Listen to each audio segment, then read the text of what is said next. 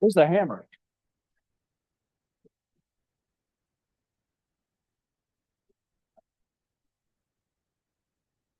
I got it.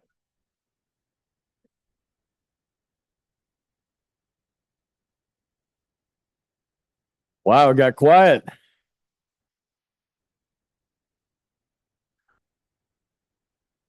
Hello, friends. Hello, everybody. Beautiful Friday, May 16th. Not Saturday, not Sunday. Good to see you all. I'm Stephen Hammers, the president, and thank you. I'm excited to be here. As a matter of fact, I'll be doing this for the next 3 years. And I'm kidding. It is so hard to believe that the Rotary year is almost over. Unbelievable. It's gone by so fast. It is so good to see everybody. Got a good presentation today. We are going to hear the invocation by Bob Thompson and the Pledge and Four-Way Test by Curry Andrews. Bob, are you in the midst? You can bring your food up here and eat it if you want to. Okay.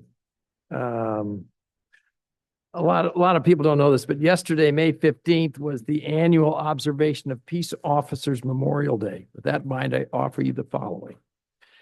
Heavenly Father, we gather today in fellowship and purpose, grateful for the opportunity to serve our communities through Rotary.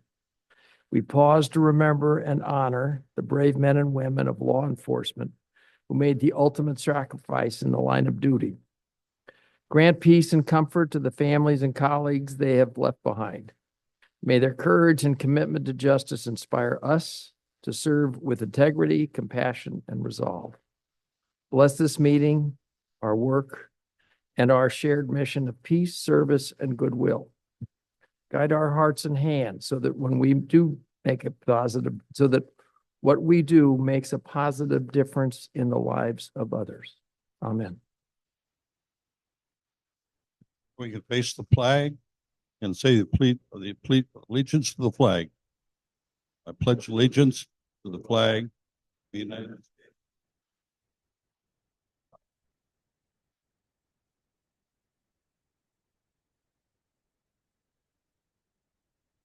Now the four-way test of the things we think and say and do. First, second, third, and fourth. Certainly hope so.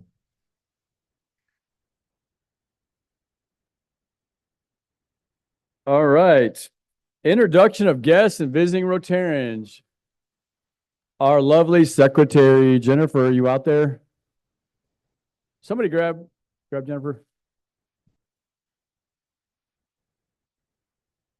Hey, before she comes in, who won the guys today? Steve did. Steve, I had a feeling you would, because when you played me last week, unbelievable. And Laura, did you win? You did. Oh. Who did she beat, Laura? Or who'd she beat, Jennifer? Me, I'm telling you, I can't play cornhole sober. That has never happened before. I lose every time. Are you ready? Yes. All right. Happy Friday, everybody. We do have a few guests today. We have Bob Holmes. Bob, you're back there with Curry. Bob, I'm going to let you introduce yourself because I think that we have a longtime Rotarian. He's been out of Rotary for a while. And so we want to make sure we enjoy him in his retirement. Thank you. No, I moved here in 2004. Prior to that, I was a member of the Sandston Rotary in Sandston, Virginia. Been a member for many, many years. Very active in the foundation. Chair of the foundation. President. I was very heavily involved with Rotary. Came here, I had a grandchild. I said, Rotary. Yeah. So I spent basically the last 20 years helping my daughter raise a granddaughter who was not in college. A little more time now. Glad to have you. Awesome. Curry, thank you for inviting him. Bob, please come back and see us. We would love to have that extra time now that you've moved her into college. We also have Josh, right here. Look at me.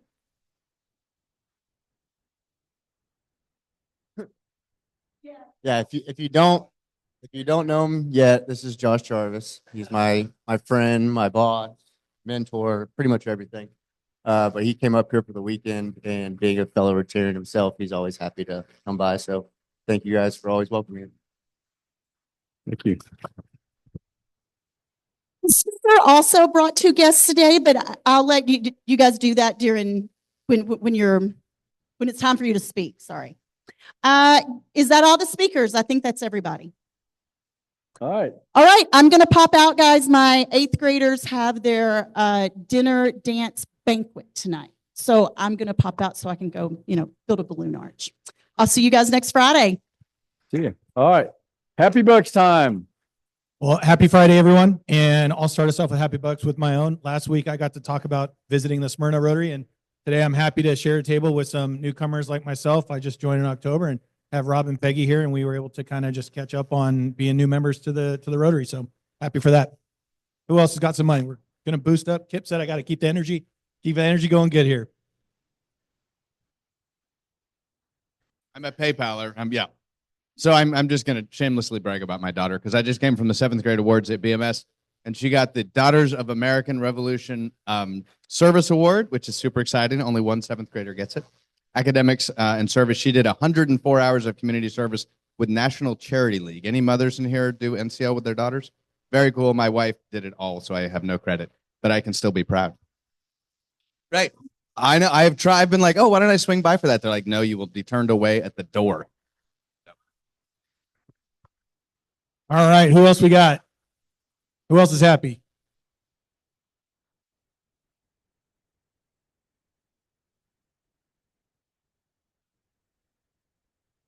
Good afternoon. I have not reported in on my son, Brendan Conway, but wanted to update you. Some of you remember he has been at the Citadel.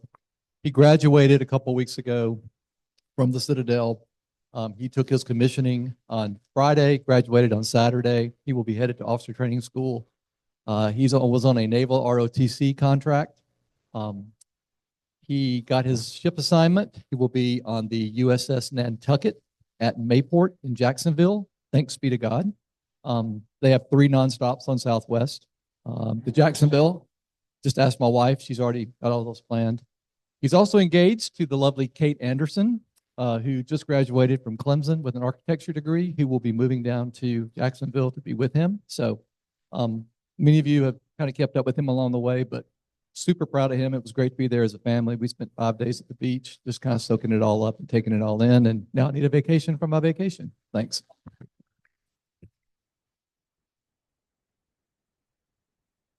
Well, since we're bragging on kids, some of you all are aware I have daughters.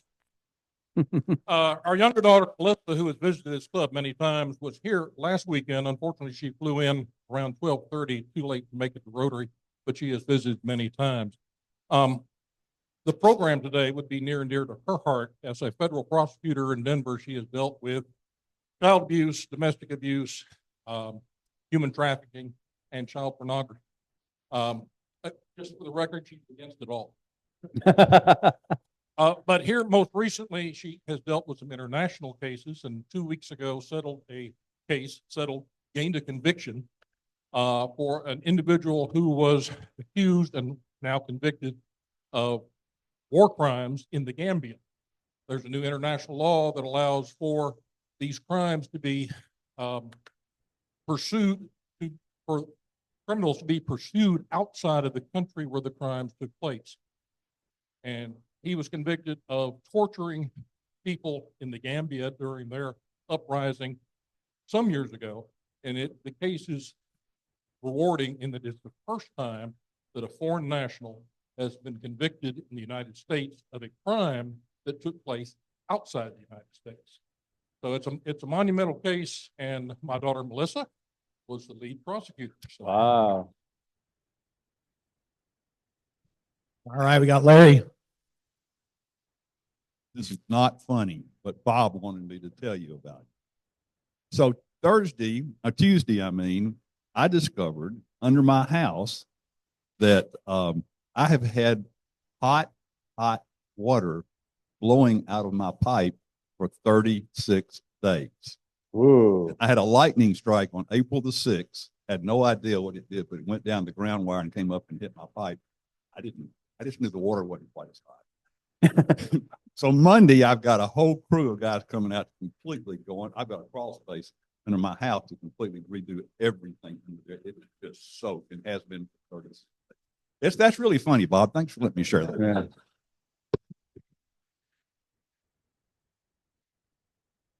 Right. You go, Laura. I'm just buying microphone time. Sana called me yesterday and asked if I could help her find out who is managing the Facebook pages. Who are the administrators of our two different Facebook pages? There's one forward facing, it's public, and then there's a private group. So if it's you, come talk to me. I gotta find you. Because we need to make sure it's not getting hacked. I know we got one right here. So if anybody else has access.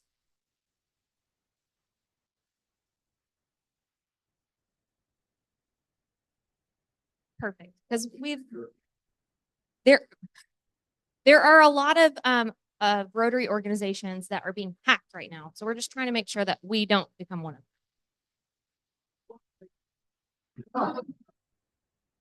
them. All right. We got anybody else got Happy Bucks?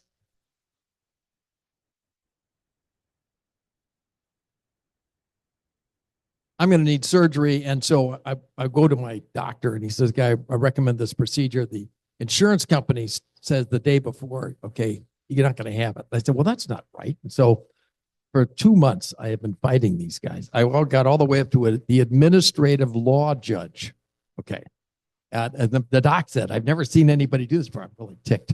And so the insurance company dismissively says, "Well, we're not going to appear before them," and just sent a letter. So I had a great day yesterday in court. Thank you very much. And I'll tell you how it turns out in June. Wow. All right. Anybody else?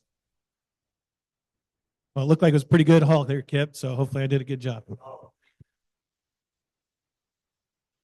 All right. I would like to call Ashley Barnett and Laura Troop up here for an induction into our club.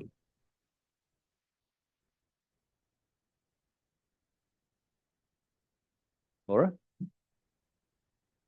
I have the distinct honor and pleasure of inducting our newest member, Ashley Burnett.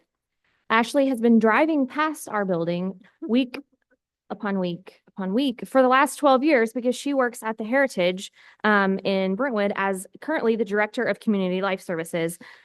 She manages social activities and communication and is just really passionate about taking care of people. When I first got to know her, after she had her first visit with us, we went and had lunch or brunch or something together. And we just connected on so many things. And she's passionate about all the things that we're passionate about here. And so I'm very excited for her to dive in and enjoy serving alongside, shoulder to shoulder with each of you. So please make sure you take the time to get to know our newest member, Ashley Burnett. Thank you. Welcome to the club. Say a word. I do want to thank Laura for all the time that she has spent with me throughout the process.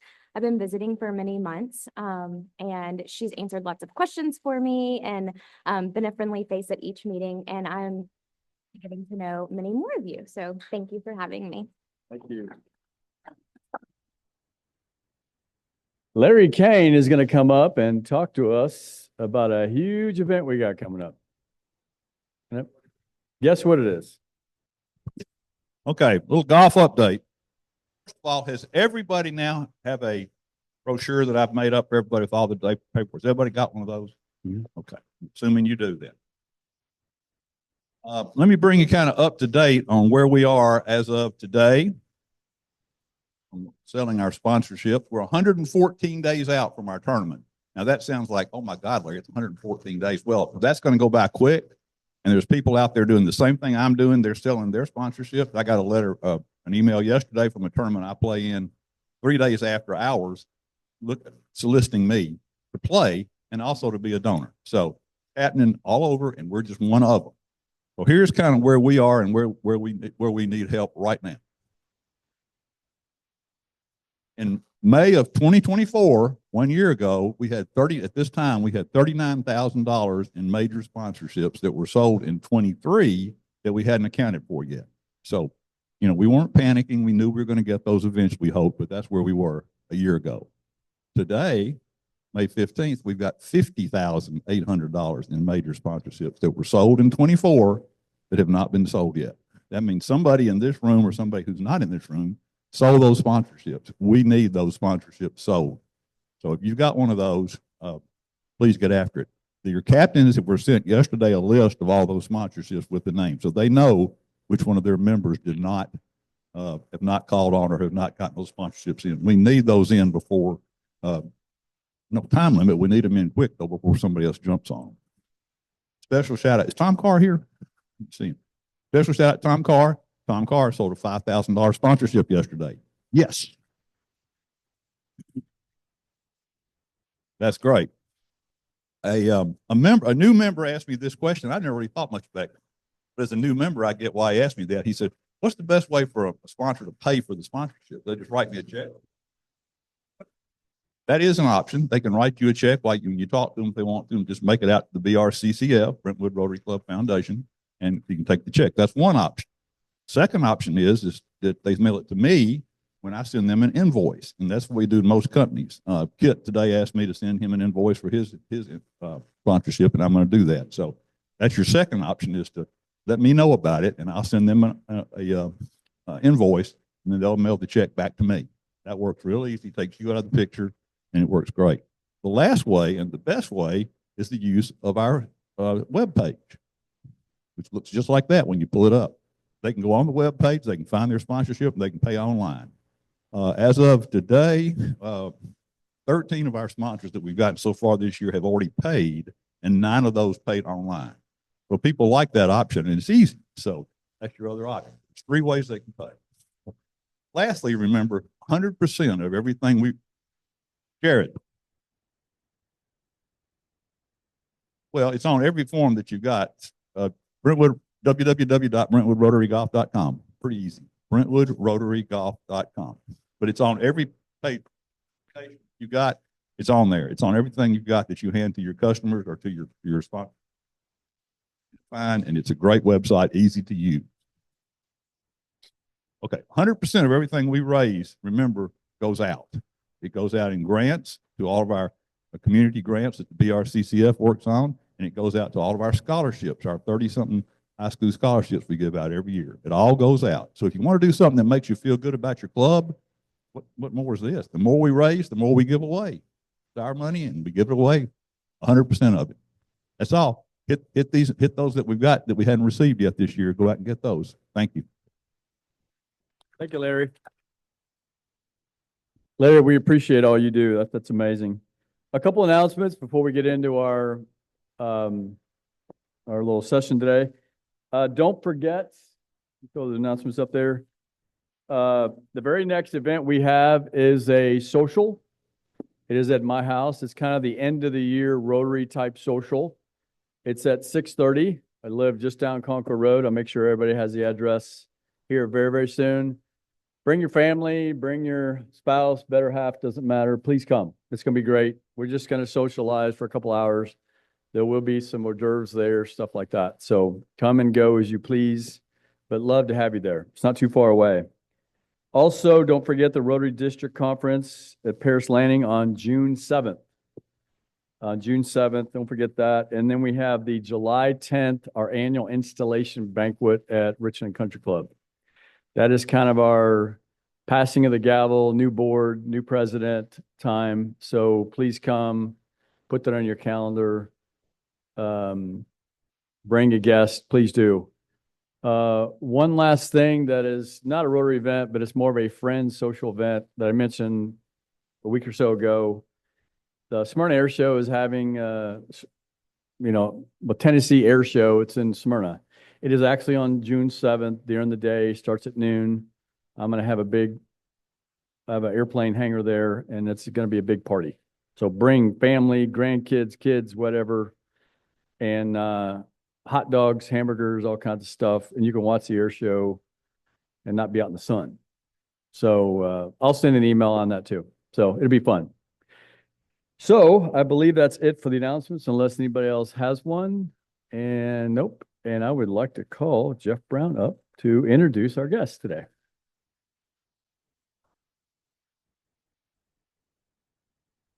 Thanks, Steve. I want to keep my introduction a little bit brief, but it's still going to be longer than you might be used to. I don't want to impinge upon Monty's time, but when I started at this club with a desire to get involved in combating human trafficking, Steve Grissom was my mentor. And then when Steve moved on, I was asked to be his replacement as the district coordinator for anti-human trafficking. So as I took that on, I thought about it. I said, what can Rotary do? How can we be most effective? And there are really two strategic advantages that Rotary has. One is members. Members are eyes, ears, and voices to spread the word about anti-human trafficking and also to watch out for it because it's right under your nose and you'd be surprised. It's everywhere. So I looked around to try to figure out how we could take and leverage our advantage of members and money and find an organization that really had an impact on the human trafficking problem here in Nashville. And I ran across a lady named Mary Trapnell. She had formed an organization that you're going to hear from today, the Nashville Anti-Human Trafficking Coalition. I'll tell you, their work is absolutely outstanding and they touch every aspect of human trafficking, including going in and doing hardcore busts and rescuing girls out of trafficking situations. So for that reason, the fact that they have such an impact, are so efficient and so good at it, I recommended to District Governor Darrell Elshe that we partner with NAHT. So they are an official partner of District 6760, and they're really the hands and the feet, the real operating aspect of what Rotary is trying to do. So with that, I'm going to have Monty Herring come up. Monty is head of the Education Initiative for NAHT, and he has absolutely wowed every audience, every Rotary Club he's been to. We also have with us Jocelyn White, who is their Director of Development. And some of you may not know, but we made a $5,000 grant to NAHT in the spring, a special grant. We now have in the works a district grant for an additional $5,000. So Rotary's putting its money where its mouth is. So with that, Monty, it's all yours.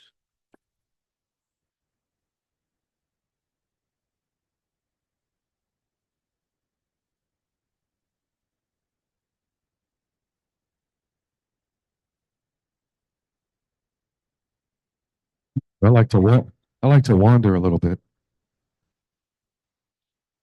Jeff, thank you, President. Thank you for allowing NAHT to come and just share a little bit about what we do. If you would be so kind, there is a QR code here. Promise you won't get spam. Promise you won't get unwanted information from us. If you could scan that and just put in email, phone number, you guys will stay on top of everything that the NAHT is doing. And I'll give you guys a few moments to do that. I'll show it again towards the end. Like Jeff said, my name is Monty. I'm the Director of Educate to Recognize, which is the education portion of NAHT. My primary target audience, middle school and high school students. So when it comes to middle school and high school students, I'm all about teaching them what to look for online. Safe social behaviors.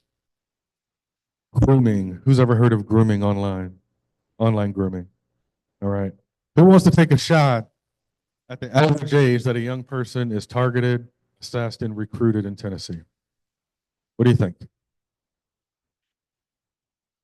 I heard a lot. I heard 9, I heard 8, I heard 14. Anybody else?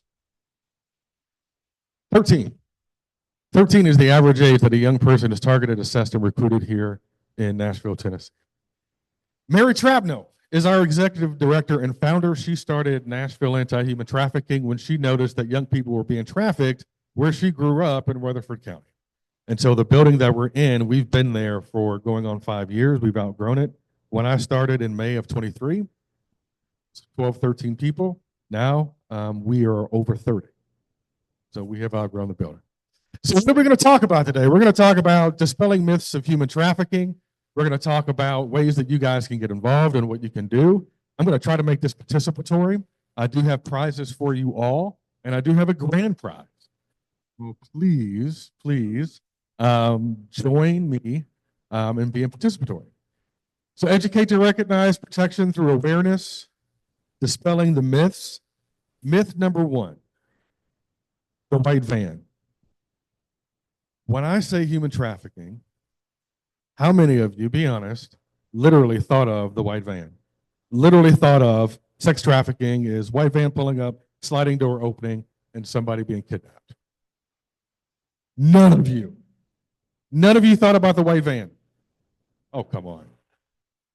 White van, that is a myth. The biggest online threat to our youth is grooming. On any given day, there's 500,000 adults actively seeking and actively hunting for middle school and high school students. Any given day. That's their job. Think of human trafficking as a business. It is a business. It's over $256 billion a year industry.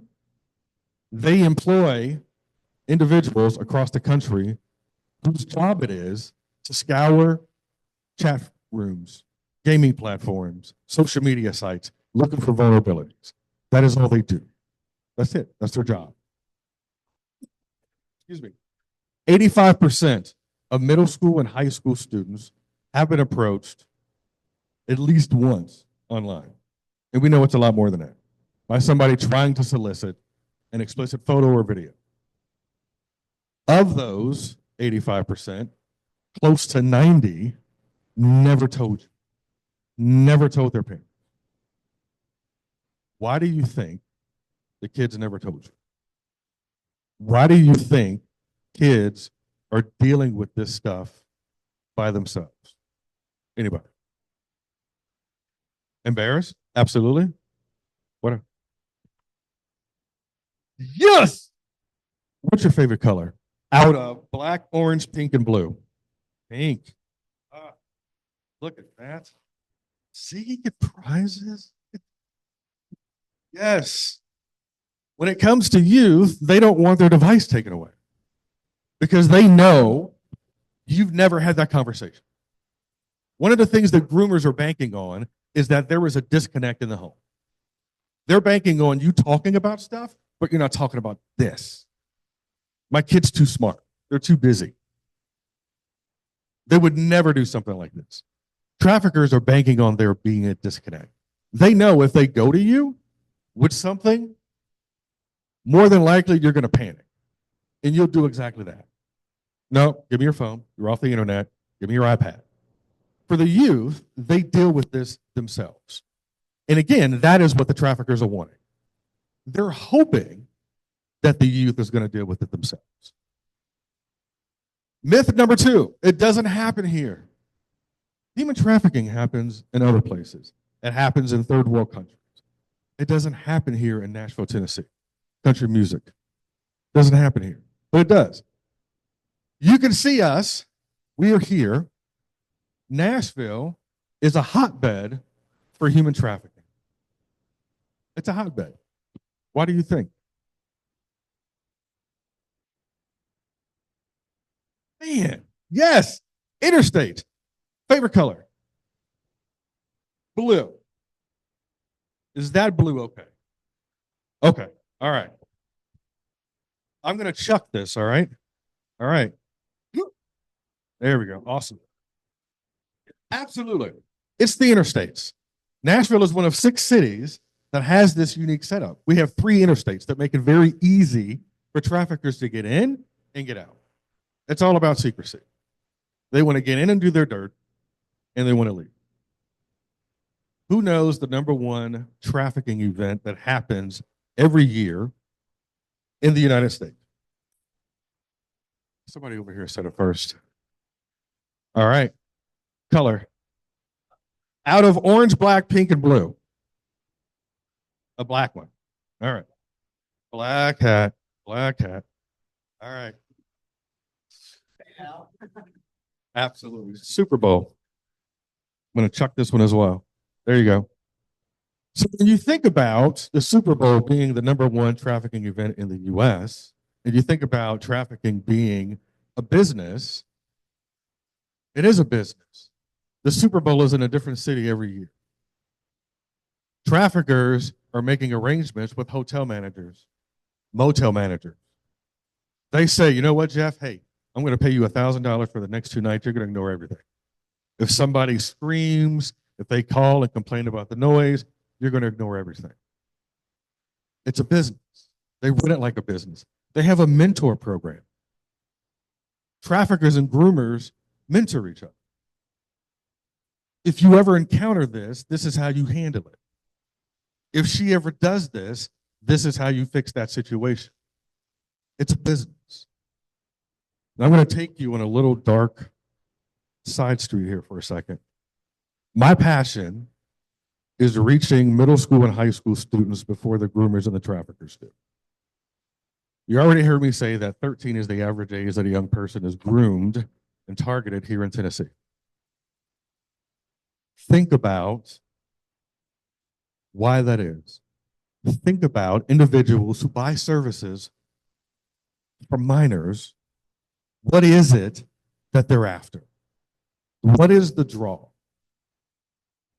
What are they buying besides the obvious services? What is it about purchasing services from a minor that is the draw? Control. What else? Who said that? Oh my gosh. What's your name?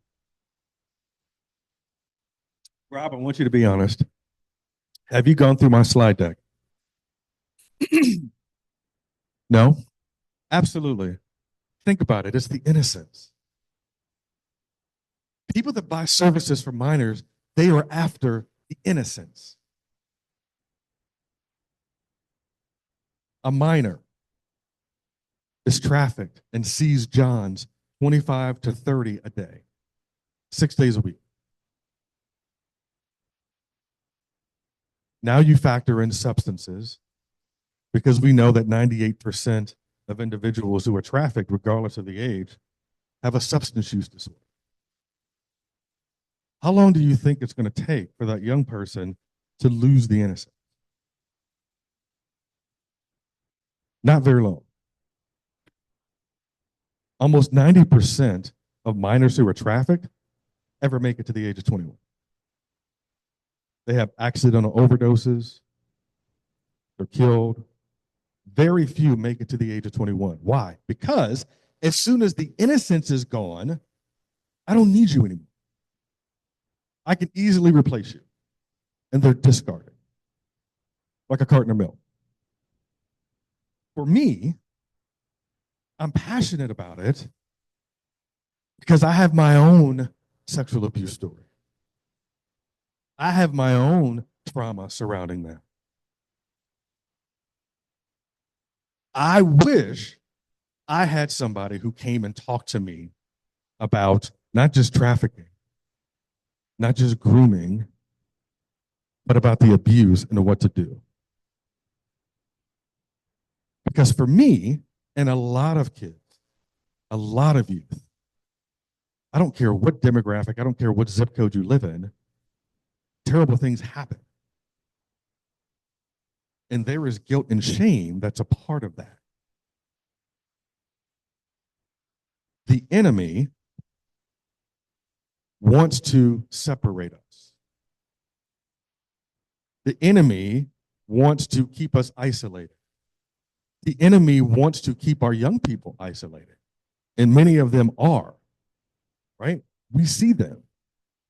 I have nieces and nephews. Conversation with them. Have a conversation with them like this. They're isolated. So I'm passionate about what I do because I want to reach the middle school and high school students before the groomers do. It's imperative. Hear me when I say there's a whole nother language that young people are using. There's emojis, there's numbers, eggplants and cherries and fruit, all of this. All of you need to be mindful of that language. Why? Because the groomers use it. The pimps use it. That's how they're communicating with your kids. Need to be mindful of that. So, method number 3, there is nothing that I can do. Monty, I live in Brentwood, Tennessee. I'm retired. You already said that trafficking is over $256 billion a year. What in the world can I do? There's a lot that you can do. Jocelyn is going to tell you some of those things that you can do. One of those is just being educated. It's just recognizing the signs and having a conversation. I have resources up here. This is our NAHT anti-trafficking kit. This has a lot of useful information that we created and we put together. It talks about websites and why they're dangerous. A lot of our social media sites that kids are using have things called disappearing messages, meaning that once a message is read, all traces of it is gone. There's things called hidden apps. Be honest, how many of you know about hidden apps? How many of you don't know about hidden apps? Thank you. Hidden apps. Every mobile device comes with one calculator installed on it. If you look at your kids or your grandkids' phone and you see 2 calculators, red flag should go up. If you click on that second calculator and it asks you for a passcode or a password, bells should be ringing. That's a hidden app. 9.5 times out of 10, that was suggested by somebody the kid is in contact with. They're saying, you know what? Download this app so we can talk, so we can share photos. Oh, they're not going to understand us. They're going to try to say I'm too old or I'm too this. It's all about secrecy. Human trafficking is all about secrecy. The more that you know, the more that you're educated on what these things are, the better you are equipped to help protect your family. You heard me mention earlier, too, that traffickers are banking on there being a disconnect in the home. They're banking on you all not having conversations, whether with your kids or your grandkids. In this kit, because generally I can look out, but you guys have great poker faces. It's hard for me to read you all. Generally, I can look out and I can see when parents have their wheels spinning. When I say you need to have conversations about social behaviors and online and grooming, I can kind of see those parents that are going, oh, we've never had those conversations. We have resources in here that gets those conversations started for you, that makes that a little bit easier. One of the things I will say is ask your kid or your grandkid who their best friend is. But don't stop there. Take it a step further and say, why are they your best friend? Knowing your kid or grandkid's emotional motivation sheds a whole bunch of light on what they look for in people, in friends. Knowing their emotional motivation is crucial. So let me encourage you. We have these. These are free. Take as many as you like. Give them out. So before you ask, I'm just going to shed a little bit of light and be completely transparent. Yes, that is me. That is a virtual me. So I know some of you were thinking like, that looks just like him. That was my attempt at using AI because I've been, encouraged to use AI. So that is the AI version of me. So one of the things that you can do is you can book or you can have NAHT come out and talk. It could be virtual, it could be in person. That's one thing that you can do, right? So some of the questions sometimes that comes up is, well, I'm sure you're talking a lot about girls and women. 97% of individuals that are trafficked globally are women or female. But young boys are also at risk, just in a different way. Who's ever heard of sextortion? A couple of people. Sextortion. a lot of our youth, a lot of our young boys spend a lot of time on gaming platforms. And you've seen them. They have their headsets on, they have the microphones, they're talking to their friends, they're saving villages, they're doing all of this stuff simultaneously. But what happens to our young boys, all of a sudden they get a notification from a really pretty young girl that says, "Oh my gosh, you were so cute and you were so good at Call of Duty. Hey, can we talk?" Now, it's hard for you to imagine, I'm sure, but when I was in middle school, I wasn't as cool as I am today, right? It's like, no. So for me, I would have been like, "Oh my gosh, dude, she is hot," right? When we're middle school, high school age, we're a little awkward, right? We have a lot of things going on emotionally, neurologically. So what happens for young boys, they start talking in a private room. This young girl starts sending photos and video saying, "Send me something back, Jay. Jay, come on, send me something back." And Jay's texting his friends like, "Dude, I don't know, man." And his friends are like, "Oh my gosh, she's so hot, man. Do it. Right? So Jay does. As soon as Jay sends photos, the game is over. "Jay, thanks. Appreciate that. Now Venmo me $500. I'm going to show this to all your friends." And he proves it. Takes screenshots, Facebook friends, Vacation Bible School, pastors, coaches. My first community event when I started in May of 23, Christina Meadows, who's our Director of Operations and Rescue, survivor of human trafficking for over 20 years, married to one of her traffickers. We went to Dover, Tennessee. Who's ever heard of Dover, Tennessee? We were there for a community event, and we were there to celebrate the life of a young 15, 16-year-old boy who committed suicide from sextortion. He had sent photos and videos to who we thought was a young girl. It ended up being two guys in Nigeria. We worked closely with TBI. We worked closely with Rutherford County, as well as other police departments. They shared with us one of the last communications for the young man, and he said, "Please don't do this or I'll kill myself." Their response was, "What are you waiting for?" And he killed himself.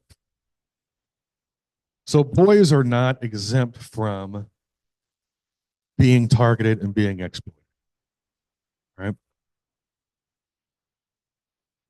So going back to middle school and high school students, when it comes to individuals who are seeking to exploit them, it really comes down to vulnerabilities. When you think back to when you were in middle school and high school, what kind of vulnerabilities did you have? Anybody? What's that? All of it, right? We had all of it. Groomers are banking on and are trying to exploit those vulnerabilities. How many of us like to be told we're doing a good job? How many of us like that positive affirmation, right? More so when we were middle school and high school. We want that. We're trying to find our place in the world when you're in middle school and high school. Trying to find your identity. Where do I fit in? What's going on? What's the meaning of all of this? Now you have somebody, you've got George telling you, "Oh my gosh, you were so attractive. You were so smart. You were so this, so that. Oh my gosh, I don't understand why your parents are so strict. You need to go out and do your own thing." Oh my gosh. Who doesn't want that? Groomers are very good at picking up on vulnerabilities. Remember, all of this is done remotely. All of this is done through social media. It's not hands-on. A young boy in Dover, Tennessee, 3 years ago, killed himself without ever physically meeting the person that was manipulating him and exploiting. It is about education. Any questions so far? No? All right.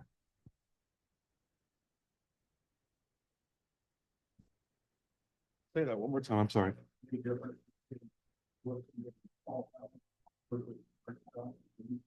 No, no difference. There has been documented human trafficking cases in every zip code in Tennessee. Every zip code. I don't care if you live in Mount Juliet, Williamson County, Franklin, Bellevue, documented human trafficking cases in every zip code. The product is the same, the packaging looks different. The packaging looks different on Thompson Lane and Nolensville Road than it does in Bellevue. But it doesn't matter. Thank you. So you heard me talk about Christina Meadows. She's our Director of Operations and Rescue. We have a short video. If you could play that. And then I will hop back up here.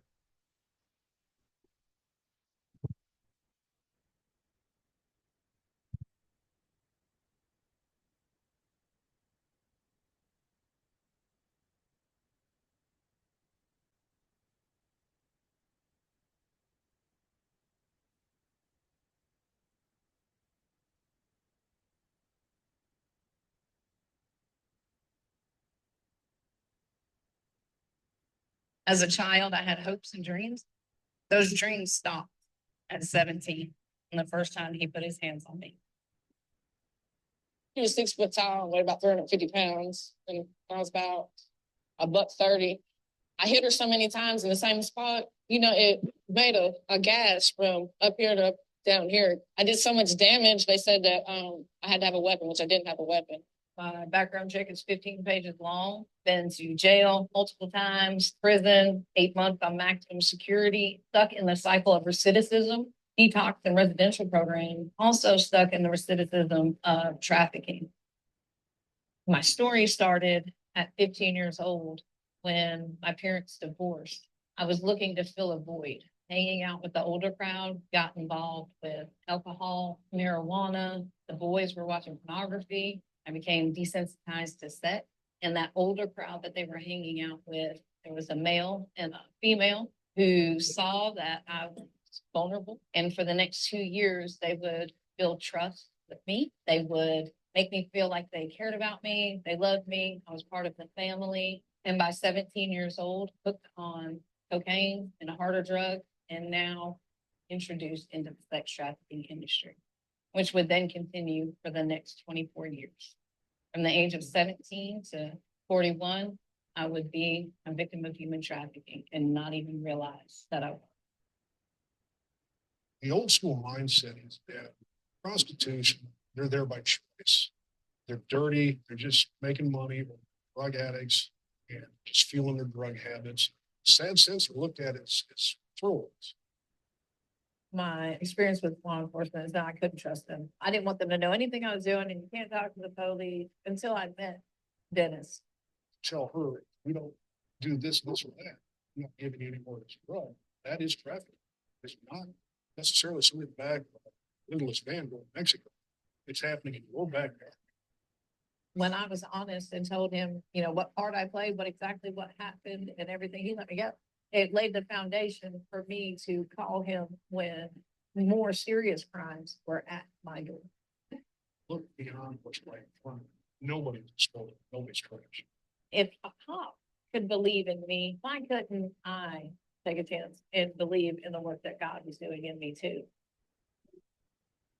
Working with the National Anti-Human Trafficking Coalition gave me awareness to really understand that I was a victim of human trafficking and that I did not choose to be an addict. I did not choose to be a prostitute. Understanding, grooming, trauma bonding, and brainwashing really took that shame off of me.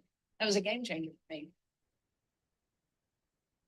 Today, I'm a rescue director, and I get to use that story to help other women come out of the darkness that I was once in and see the light and the hope in the gospel. And that if it can happen for me, it can happen for them.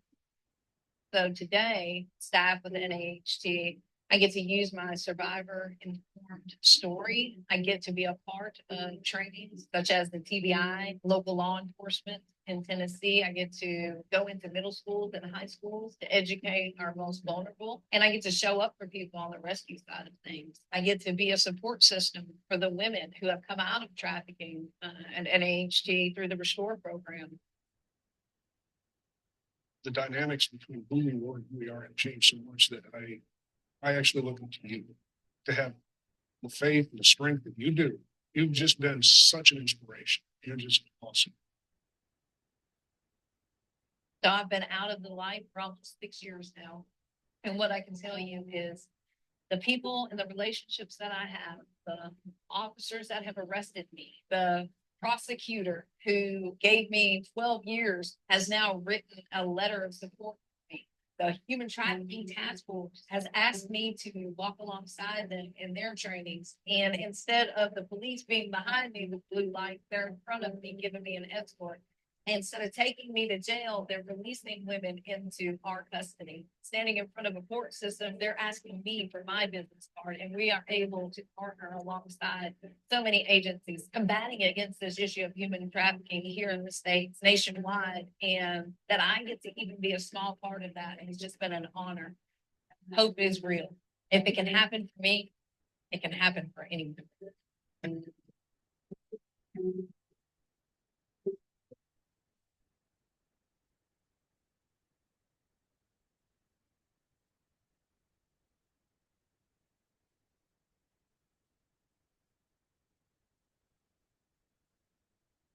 So that is almost an everyday occurrence at NAHT. We rescue women and children from the bondage of human trafficking and addiction. And again, you heard Christina said that she didn't see herself as a victim. Many of our members who come in do not see themselves as a victim. But the bottom line is the human trafficking.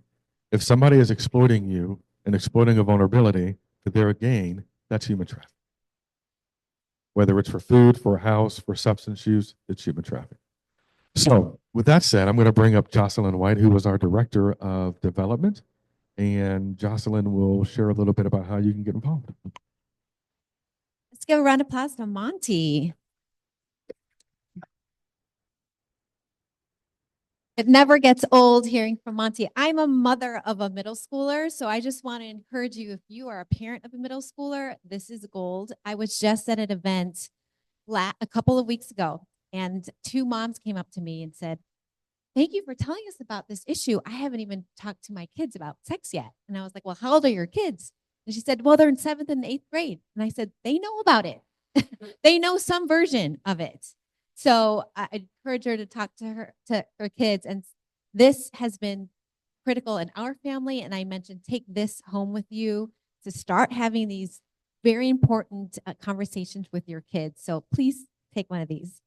And also, Monty, I think the gentleman who got the word innocence right didn't get a hat. So who was that? Oh, you did get a hat. Oh, I didn't see. So you answered twice. Okay. I just wanted to make sure I heard someone behind me. Okay, so I have to say this is probably the 7th or 8th Rotary Club that I have had the blessing of meeting with and being in front of, and I know it's an international club. I will say I have been to a number of business associates and club meetings, and I feel like Rotarians are the ones who stick around the longest. And it was fun to meet a table of past presidents, and love to hear that the foundation has given over $1 million to the work in the community. And I just love the heart to not only support one another in your businesses, but also your heart to support the communities that you live in to make them better for our children and the next generation. And so I do want to invite you, if you are a business owner or an individual that wants to partner with NAHT's work further, I just want to encourage you to come speak to me after the end of the meeting. I will say that the gift that the Rotary has given us will allow us to speak to more students and more schools. So thank you, Jeff, for the introduction and for really advocating for it. We have a goal of speaking to 20 schools this year. So if you, again, are a parent with a middle schooler or a grandparent with a middle schooler and they have not received our trainings, referring them to us would be really, really helpful, and would be more than happy to speak with administration about what that would look like for them in the coming school year. I have the blessing of working with individuals and companies and foundations who want to invest in our work in order to make this work continue. And that could look like a couple of different things. Some companies have a foundation or philanthropic arm that they want to become sponsors or an annual sponsor and partner with us. And we can talk about different opportunities and what that gift could look like for the year. And then there are companies that also want to engage their staff. So we can do trainings for your staff. We can have volunteer opportunities for your staff to get involved. For example, we have a Restore graduation this coming Monday, and a couple of our company partnerships are sending volunteers to help host the women that have completed this extensive program that has led to a graduating for the Restore program. We also have fun activities like our Friendsgiving and our Inspire Hope Christmas party that your staff can be a part of. So I know we are limited on time. So if you are an individual or a company that would like to engage or have an exploratory conversation with NHT about what that could look like, I'm going to stand over here and have my business card and would love to schedule time to either have you come into our facility and talk with me, or we can schedule a video call, or I can come out to visit you. But thank you so much for the opportunity to be here. And Mr. President, I'll give this back to you.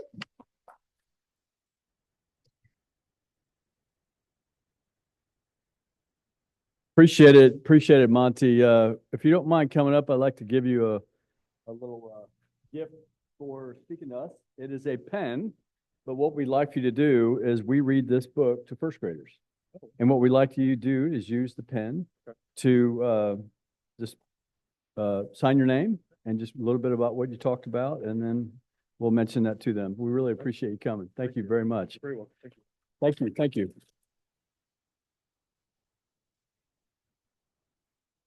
All right. I'd like to thank the visitors for coming. We really appreciate it. We'd love to have you back. And don't forget to help stack chairs. Steve, what are you doing here? Wow.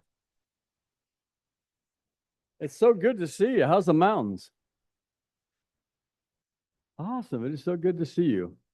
We appreciate you coming. We really do. Thank you very much. Yeah, help stack chairs in 8, not against the wall, and appreciate you coming. And we are, yes.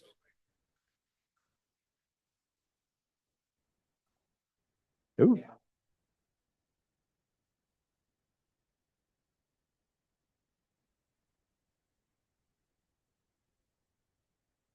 July 5th, which I know may be problematic. It's a 3-day weekend. 4th of July is Friday. But if there's anybody who would like to go and can do July 5th, please let me know. You want to take us up there and we'll jump out of your airplane? Not on my airplane. I have a perfectly good one. Okay. That's awesome. I would love to do that. All right. We are adjourned. Y'all have a great weekend.